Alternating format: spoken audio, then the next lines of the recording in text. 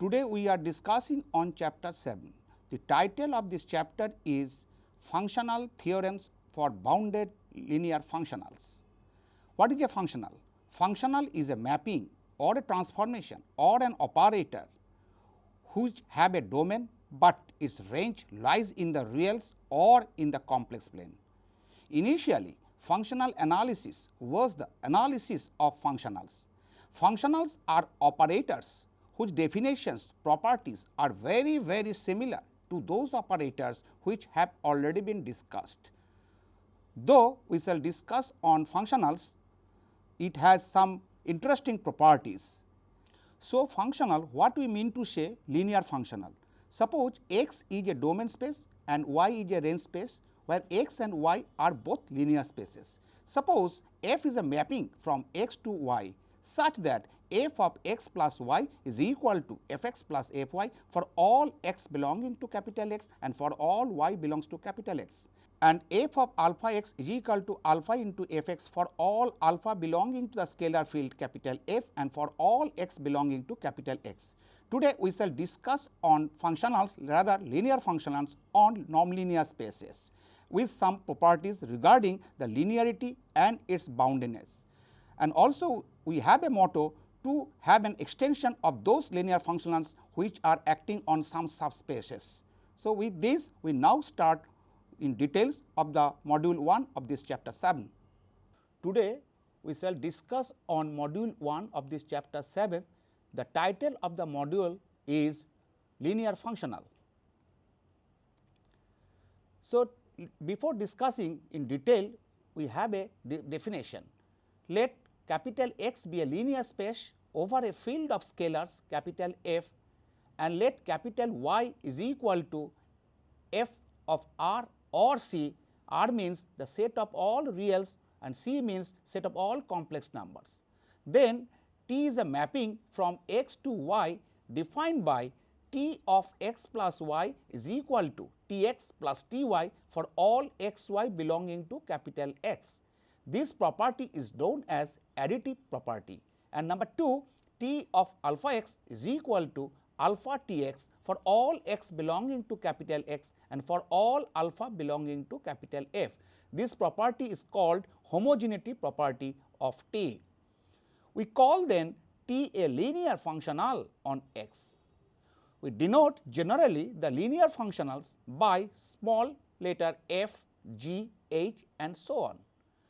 Thus, all the properties for linear operations also hold for linear functionals. The zero functional on X is denoted by big theta, that is big theta x is equal to 0 element of scalar field. Let capital X be a nonlinear space over R. Already we know that a functional is an operator whose linearity property and boundedness property are same as that of the bounded linear operators. So, f is said to be bounded, that is a linear functional is said to be bounded if there exists a constant capital M such that mod of f x is less or equals to m into norm of x, where m is some constant which is positive. So, it follows by the definitions as defined in the case of bounded linear operators. So, we get norm of f is equal to sup of mod of f x, where supremum is taken over norm of x less or equals to 1, that is supremum is taken over the closed unit ball.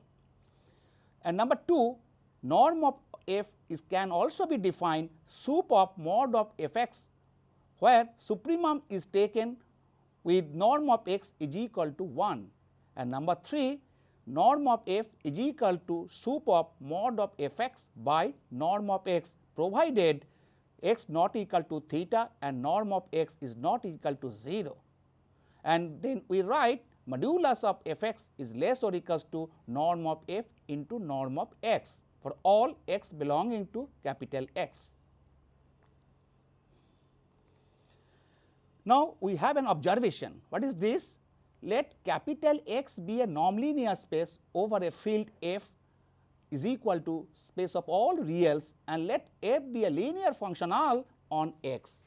We know that f is a linear functional when f of x plus y is equal to fx plus fy for all x y belongs to capital X, and f of alpha x is equal to alpha into fx for all x belonging to capital X and for all alpha belongs to f, that is the field of scalars. So, an additive functional on x is continuous at all points of x if it is continuous at some point of x. Also, we can say that an additive functional on x is continuous at all points of x if it is continuous at 0 vector of x, because 0 vector, that is the null vector of x, is an element of capital X. An additive continuous functional f on x is homogeneous. An additive functional f on x is continuous if and only if it is bounded. We know that in the case of the linear operators, that is the bounded linear operators, a operator is continuous if and only if it is bounded, provided operator is linear. As for example, suppose x is equal to r and y is equal to r, and we take fx is equal to 2x, then f is a linear functional. And if we take fx is equal to x square, it is not a non-linear functional. Now, let us take a theorem. Let capital X be a nonlinear space over a field f, and let f is a mapping from x to capital F, where f is the field of scalars, be a linear functional on x, then f is continuous if and only if car of f is closed in capital X. Let us have a proof. Suppose f is continuous. Now, we know that car of f means collection of all elements x in x such that fx is equal to 0 and is equal to f inverse 0 is equal to a closed set in x. Because f is continuous, inverse image of a closed set is again a closed set, and singleton element 0 is an element of f, and it is a T2 space, and as well as it is a T1 space. We know that in a T1 space every singleton set is closed. So, that is why f inverse singleton 0 is a closed set in capital X. Again, let car f is closed in x, that is kernel of f is closed in x. Let f be a 0 functional on x, that is fx is equal to 0 for all x belonging to capital X. So, f is continuous in this case. Let f be a non-zero functional. So, x minus car f is a non-empty and open set in x, because we have assumed that car f is closed in x, and complement of car f, that is x minus car f, is an open set. Let a belongs to x minus car f. So, f of a is not is equal to 0. Let us take b equal to 1 by f a into a. So, f of b is equal to 1, and so b belongs to x minus car of f. As x minus car of f is open, there exists a r greater than 0 such that the open ball centered at b with radius r is within x minus car f, because x minus car f is open. So, the neighborhood of b is within x minus car f, an open set, and all the points are interior points of x minus car f, and b is an interior point. So, let capital V is equal to x belonging to capital X such that modulus of fx is strictly less than 1. We shall now prove that the open ball centered at 0 vector with radius r is within V, where theta is the 0 vector of x. Let x belongs to b r theta, that is the open ball centered at 0 vector with radius r. If possible, let x does not belongs to capital V. So, by the construction of V, we get modulus of fx is greater or equals to 1. Let us take y is equal to minus 1 by modulus of fx into x. So, by easy calculation, we see that f of y is equal to minus 1. Now, norm of y is equal to 1 by modulus of fx into norm of x, which is again less or equals to norm of x and is less than r. So, y belongs to b r theta, Now, let us calculate norm of b plus y minus b, that is equal to norm of y, which is less than r. So, b plus y belongs to BRB, because norm of b plus y minus b is strictly less than r. That means, b plus y is within the open ball centered at B with radius r.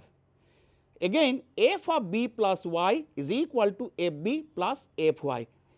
Due to this, that f is linear, but f of b is equal to 1 and f of y is equal to minus 1 and is equal to 0. So, b plus y belonging to car f.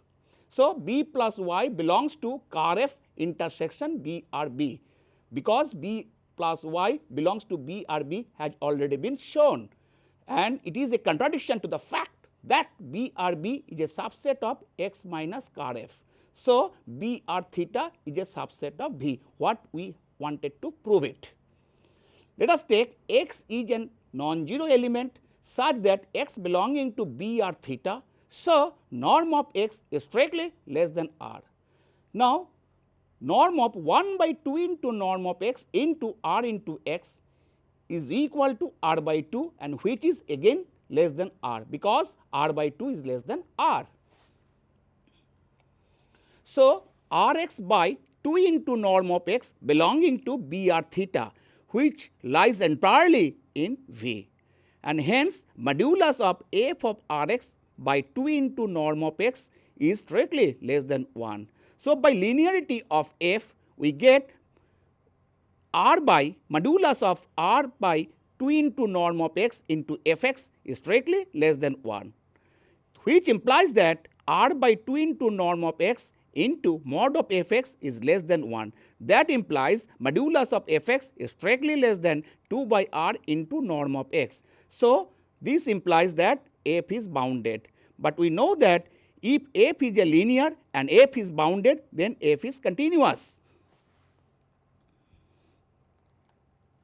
Let us take an example. Let Rn be the real valued linear space with usual norm, and let alpha is equal to alpha 1, alpha 2 dot alpha n be a fixed non-zero vector in Rn. Define a mapping f Rn to R by fx is equal to x into A, where x is equal to xi1, xi2 xi n belonging to Rn, and x into A denotes the usual scalar product of x and A. Then it is easy to verify that f is a bounded linear functional on Rn, and norm of f is equal to norm of A. So, the solution looks like this, that f is a linear functional, or you have assumed that f of x is equal to x into A. By easy calculation, we see that f is linear. Also, it is bounded, since by the virtue of Cauchy-Schwarz inequality, modulus of fx is equal to mod of x into A less or equals to norm x into norm of A for all x belongs to Rn. This Cauchy-Schwarz inequality will be studied in detail in another chapter. Furthermore, we have norm of f is equal to sup of modulus of fx, x belongs to capital X, where norm of x less or equals to 1. That is, norm of f is equal to supremum is taken of all such values having modulus of fx, where x belongs to capital X with norm of x is less or equals to 1, and this supremum is always less or equals to norm of A. But norm of f is greater or equals to modulus of fa by norm of A by the definition of norm of f, and it is equal to norm of A square divided by norm of A, and by cancellation denominator and numerator is equal to norm of A. Hence, norm of f is equal to norm of A.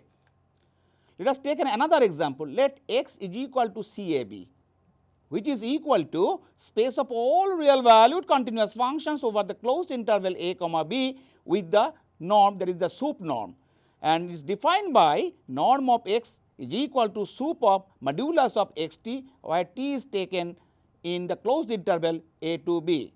Define a function f from x to r by fx is equal to integration a to b xt dt, x belonging to capital X and t belongs to closed interval a comma b. Then f is a bounded linear functional with norm of f is equal to b minus a. The solution is given below. It can be easily verified that f is linear by the construction of the function f(x) is equal to integration a to b x t dt. Now, for the boundedness, let us take a calculation.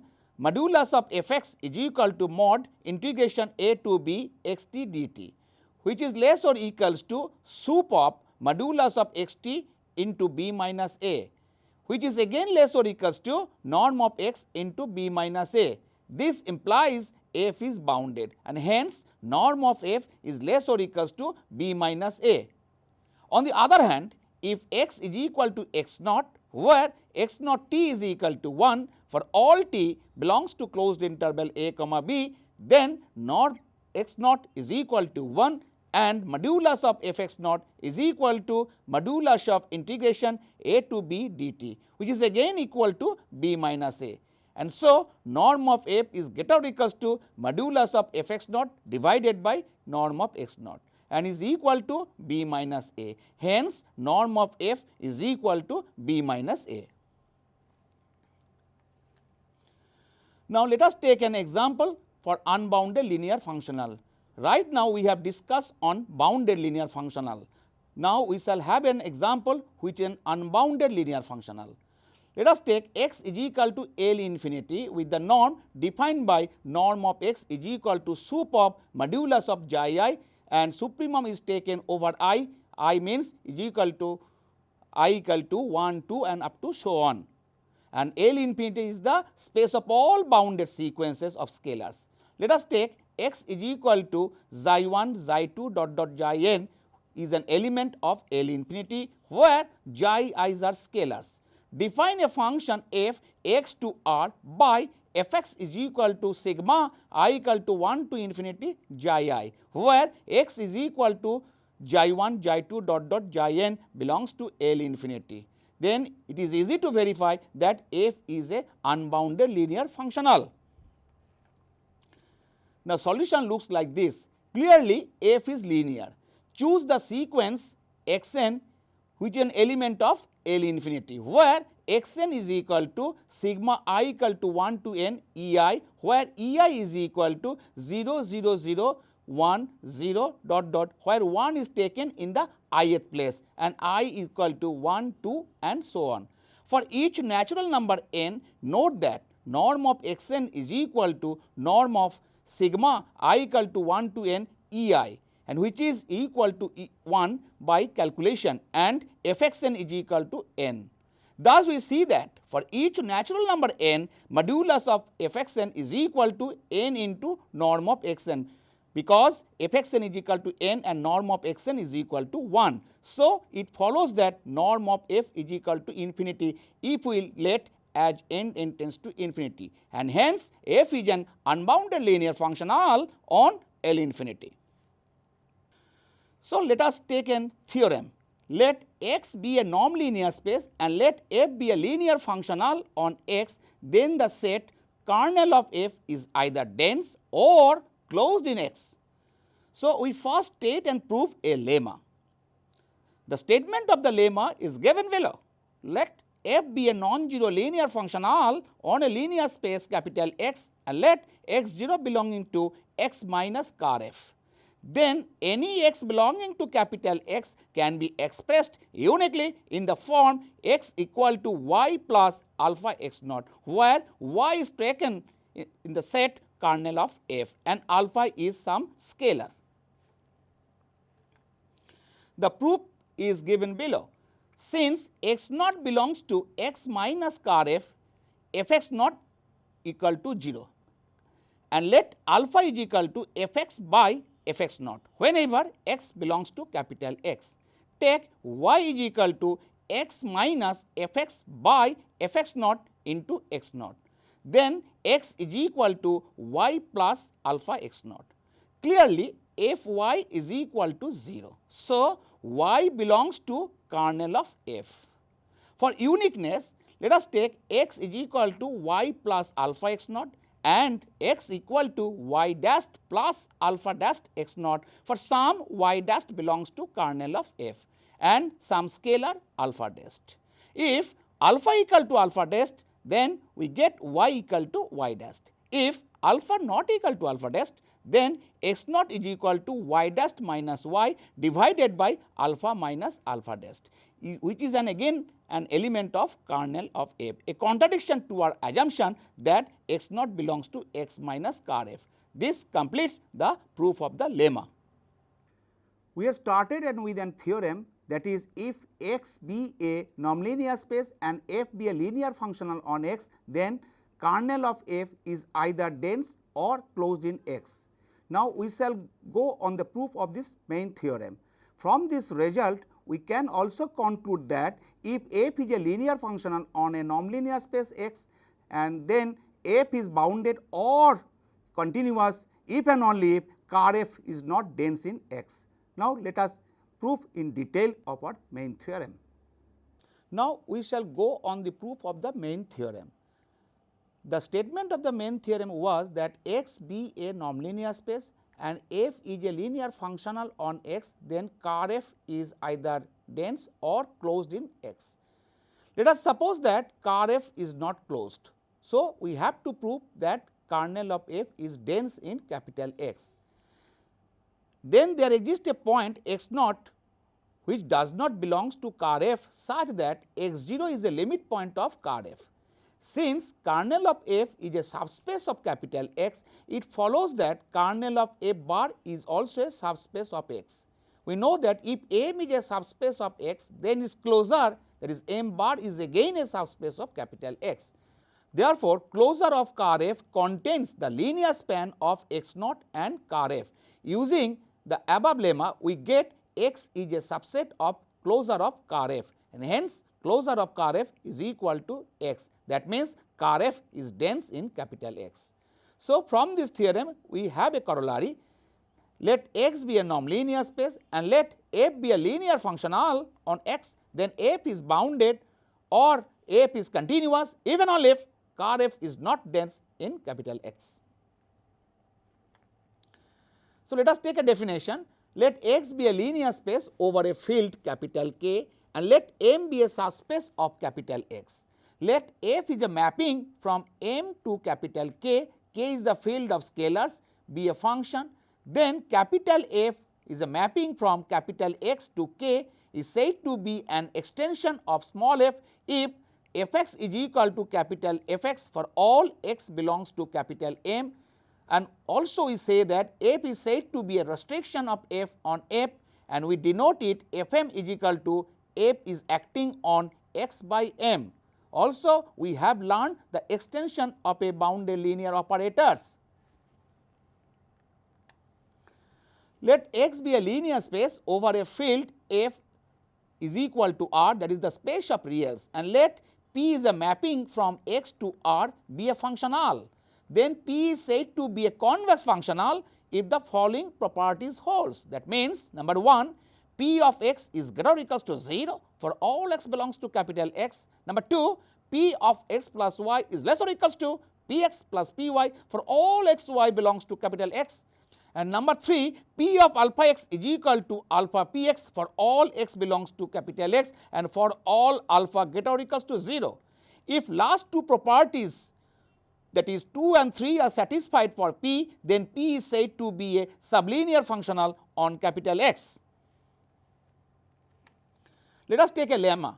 Let capital M be a proper subspace of a linear space capital X over the field of reals R, and let x naught belongs to x by M, and let n is equal to third bracket M union second bracket x naught. That means, n is a subspace generated by M and x naught. Suppose that f is a linear functional on M such that fx less or equals to Px, where P is a sublinear functional. Then f can be extended to a linear functional capital F, which is a mapping from N to R such that capital Fx is less or equals to Px for all x belongs to capital N. The proof looks like this. Let y1 and y2 be any two elements in capital M. So, y1 minus y2 belongs to capital M because M is a subspace. So, f of y1 minus y2 less or equals to p y1 minus y2, because we have assumed that small of fx is less or equals to px for all x belongs to M. By the property of the linearity of f, we get f of y1 minus f of y2 is less or equals to p of y1 plus x naught minus y2 minus x naught for some adjustment, and which is again less or equals to p of y1 plus x naught plus p of minus y2 minus x naught by the property of sublinear functional, which is again implies minus p of minus y2 minus x naught minus f of y2, which is less or equals to p of y1 plus x naught minus f of y1. Keeping y1 fixed and y2 is allowed to vary on M, we see that the set of all elements such that minus p of minus y2 minus x naught minus f of y2 has an upper bound and hence has a least upper bound. Let us take A is equal to supremum of the collection of all elements minus p of minus y2 minus x naught, and supremum is taken over such elements y2 in M. Similarly, letting y2 fixed and y1 is allowed to vary on M, we get B equal to infimum of the collection of all elements p of y1 plus x naught minus f of y1, and infimum is taken over all elements y1 taken in M. So, A less or equals to B. Hence, there exists a real number C naught such that A is less or equals to C naught less or equals to B.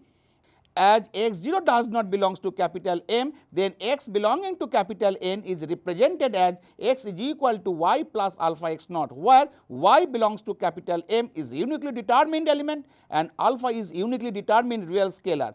Consider a function f which is a mapping from capital N to R by fx is equal to f of y plus alpha c naught, where x is equal to y plus alpha x naught. So, capital F is a linear functional on N. Now, f of y is equal to f of y for all y belongs to capital M. So, f is an extension of small f. Now, there are cases. Case 1, if alpha is equal to 0, x equal to y, which is an element of capital M. So, therefore, fx is equal to f of y is equal to small f y is less or equals to p y is equal to p of x, because x is equal to y is assumed. And for the case 2, let alpha greater than 0. We have C0 is less or equals to b less or equals to p of y plus x naught minus f of y by the above discussion. For all y belongs to M, replace y by alpha. We have C naught is less or equals to p of y by alpha plus x naught minus f of y by alpha, which is again less or equals to p of y plus alpha x naught by alpha minus f of y by alpha. So, this implies alpha C naught less or equals to p of y plus alpha x naught minus f y by cross multiplication, and which is again implies that alpha C naught plus f y is less or equals to p of y plus alpha x naught. This implies capital Fx is less or equals to Px for all x belonging to capital N. And for case 3, let us take alpha less than 0 and a less or equals to C0, which implies that minus p of minus y minus x naught minus f of y less or equals to C naught for all y belongs to capital M, which again implies that p of minus y minus x naught plus f of y is greater or equals to minus C naught. Replacing y by alpha, we get p of minus y by alpha minus x naught plus f of y by alpha is greater or equals to minus C naught, which again implies that minus alpha into p of minus y by alpha minus x naught plus minus of alpha f of y by alpha, which is greater or equals to alpha C naught, since minus alpha is greater than 0, which implies that p of y plus alpha x naught plus f of minus y greater or equals to alpha C naught, which implies that p of y plus alpha x naught greater or equals to alpha C naught plus f y, and hence p of x greater or equals to f x for all x belongs to capital N. This proves the lemma.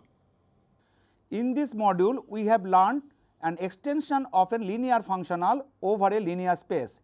Suppose f is a linear functional on a subspace f of a linear space X, then f can be extended to a linear functional capital F on all over X. With this, we come to an end of this module 1 of this chapter 7.